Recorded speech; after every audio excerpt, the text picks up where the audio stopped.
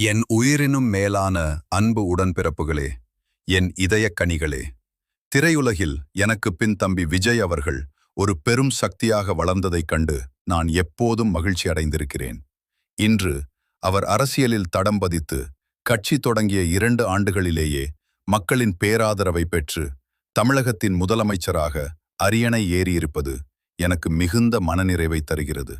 தம்பி விஜய் அவர்களுக்கு எனது மனமார்ந்த வாழ்த்துக்களை தெரிவித்துக் கொள்கிறேன்.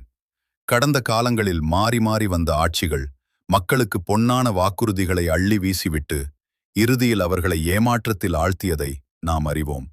ஆனால் இன்று தமிழக மக்கள் ஒரு மாற்றத்தை விரும்பி உங்களை முழுமையாக நம்பியிருக்கிறார்கள்.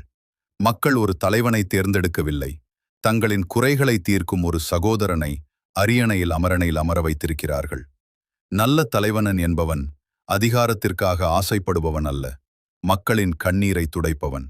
அந்த வகையில் மக்களுக்கான நல்லாட்சியை தம்பி விஜய் சிறப்பாக வழங்குவார் என்று நான் உறுதியாக நம்புகிறேன்.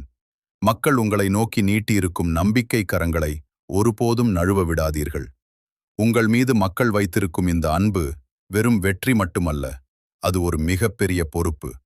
வரும் 5 ஆண்டுகள் தமிழகத்தில் உங்கள் ஆட்சி மக்களுக்கான ஆட்சியாக சீரும் சிறப்புமாக அமைந்து வரலாற்றில் நிலைத்து நிற்க வேண்டும் என்பதே எனது விருப்பம். நல்லது நடக்கட்டும். வெற்றி நிச்சயம்.